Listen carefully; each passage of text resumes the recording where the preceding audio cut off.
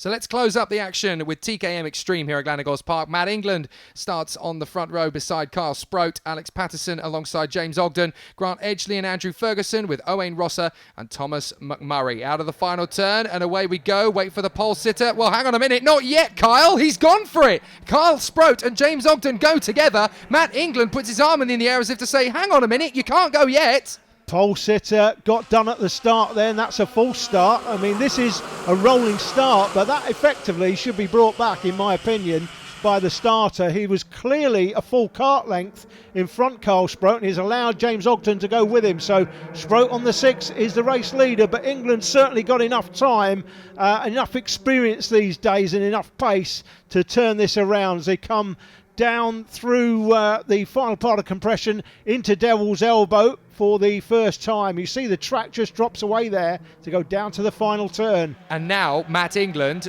will be driving frustrated, sat behind the 2014 vice champion. And you know what happens to racing drivers when they get the red mist? It gives you an extra 3/4 of a second or so per lap. So Matt England will be more determined than ever to get past these two guys in front of him, Sproat and Ogden. It's interesting to note that you may be wondering, where on earth is Joe Forsdyke? Well, sadly, he's done the one thing you never want to hear a racing driver do, get a job that keeps him away from the racetrack at weekends. Yeah, unfortunately, the 2014 champion not at the meeting this weekend, and with work commitments now, looks like he's potentially out of karting. It's sad to see one of the great characters in the sport, Joe Forsdyke, but not here this weekend, and I think it's unlikely we'll see him for the rest of the season. We may never see him again. That is such a shame, unfortunately. One of the top talented drivers. Here we go. Here comes Ogden up the inside. England's going to try and follow as well, but Sproat shuts the door just in the nick of time. And Matt England hangs on to third position then in front of the 29 of Alex Patterson, who is there in fourth position, trying to get his race kart into a podium playing position as well. And he's looking very strong, actually. The rookie driver from Scotland. He is working hard up the inside. Can he make the move this time on England? No, you don't. Matt England is furious at the moment about being absolutely mullered off the start by Sproat and Ogden. He is not going to allow anybody to come through and take third place away from him now. No, England's looking to move forward, not go backwards, there's no doubt. Only 8 karts started this very disappointing grid, but look where they are. They're all occupying the same piece of tarmac, but at the moment it's the O-Plate James Ogden, who might have expected to have been competing with Joe Forsdyke to win this championship this year. That's not the way it's turned out so far. He's got plenty of competition, and even with Forsdyke out now, Ogden's still got plenty of work to do if he's going to win this championship this season. What a great shot from the drone. Absolutely. You can't forget the fact that, of course, there are drivers in this field such as Thomas McMurray, Owain Rosser, Andrew Ferguson, and even Grant Edgley has been showing some great pace. In fact, you can see how much pace they're showing. They're all together. Even at this fourth, fifth lap of the race, they are still incredibly close together. And now as they make their way up the hill once more, Matt England has definitely got closer to the two leaders. Sproat is having a look. Here he goes on the inside line. Take that, Kyle Sproat. Very nice work indeed from Matt England. Yeah, you mentioned a lot of drivers there, Jake. You failed to mention possibly the one driver in the field that can potentially win this year. That's Alex Patterson, of course, the winner at Buckmore Park. He's still in it to win it this weekend. Now, he's down as a rookie, but interestingly enough, I was speaking to him earlier in the day, and he did say that he'd raced Super 1 previously in Minimax. I'm not sure whether he did. I'm assuming he will have done the whole season, because going back before 2010, you couldn't come in as a guest driver. So that's something that the organisers will have to look at. He's down as a rookie, but he's not actually a rookie. And of course, with a big prize on offer for the leading rookie this year, that will be of interest to the other drivers. Well, Owain Rosser is in 5th position. 6th position at the moment, that is Andrew Ferguson, I think, now having a challenge. As we go back to the front once again, the O-Plate Ogden in front of England, Sproat. Then comes the 25 of Al's, as he's written on the back of his race suit there. That's Al Patterson. 5th position, Owain Rosser getting closer to these 4. And then 6th, 7th and 8th come together. 6th position currently is Ferguson. Then it is so close. Edgley in 7th position. 8th place, Thomas McMurray. And literally any one of these 8 could take the victory. Oh, this is the moment. Matt England gets his lead back again. Through goes Sproat. and through goes the 29 of Alex Patterson. So down to 4th position goes the O-plate, James Ogden. That's how things look from the drone camera at 150 feet as they come through the double apex, up through into the compression complex now. So look how close it is, Jay. I can't believe, I mean, there's only 8 karts in this. You think, oh, it's really disappointing, which it is in terms of numbers, but look how close it is. When you talk about level playing fields, they talk about X30 being the new level playing field. That's the hype. But to be honest, this has been a level playing field with TKM in Junior and TKM Extreme for the best part of an entire generation.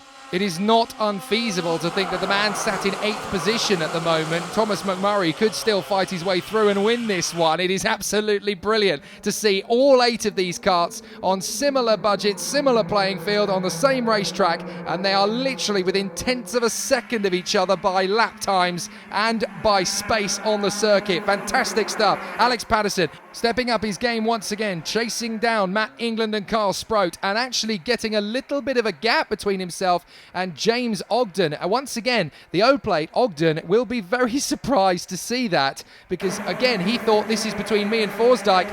It's just not working out that way in 2015. He's having to really work hard to fend off the challenge, and right on his tail, don't forget the 53 of Owain Rosser. He's got a great chance here of a podium, as up the inside comes Patterson, takes on Carl Sproat, and up to 2nd position. Now he's got to get after Matt England, but Matt has got his lead back again that he fought so hard for to get pole position from the start. I don't think it's going to be easy for anybody to wrestle this victory off Matt England today. The earlier shot from the drone 2 shots ago was at 400 feet. That's the maximum altitude the drone is legally allowed to fly in the UK.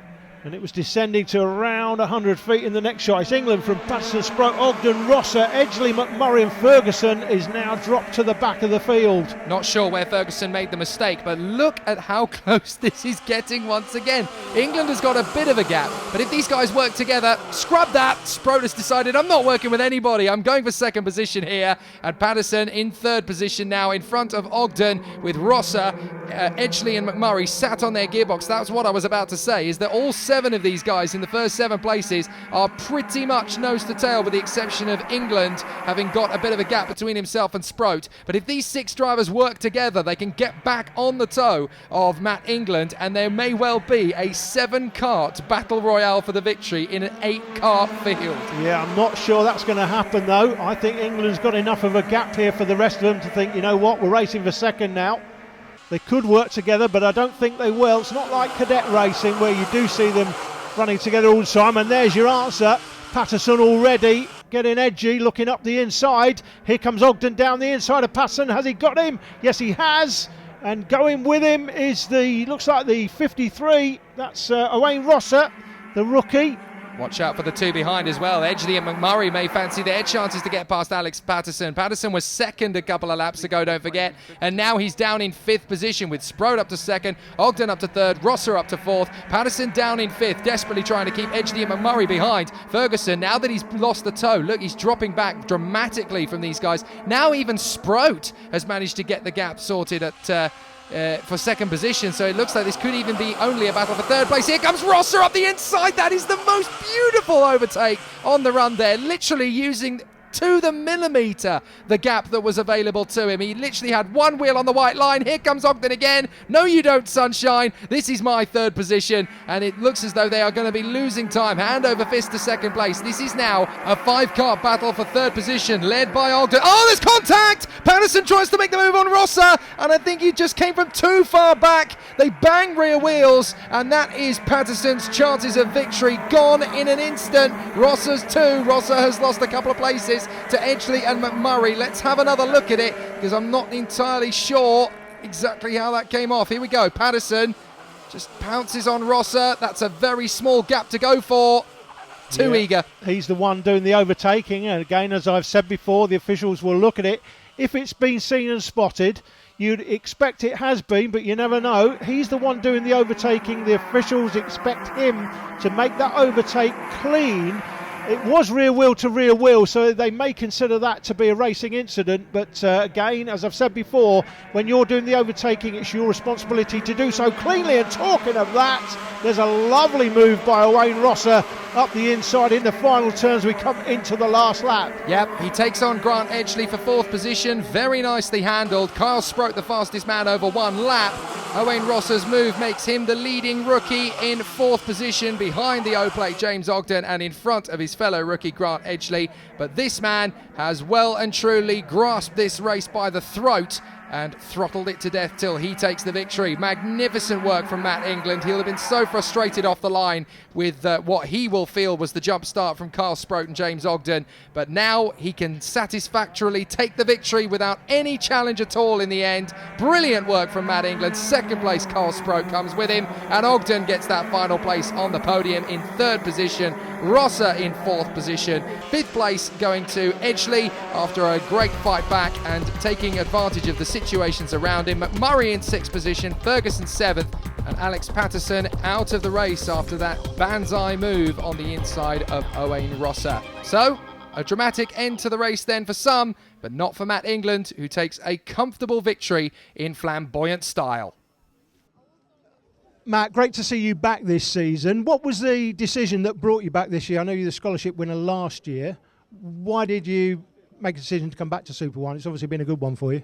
Well, last year we had the wrong axle in the kart, so we thought this year we'll try a few things. We were consistent at club rounds, so we thought we'll come back this year, see if we can be dominant, and clearly it's pulled off. That's all we've got time for from Glanny Gorse Park. If anyone dropped the glasses, you can find them on eBay sometime soon. See ya.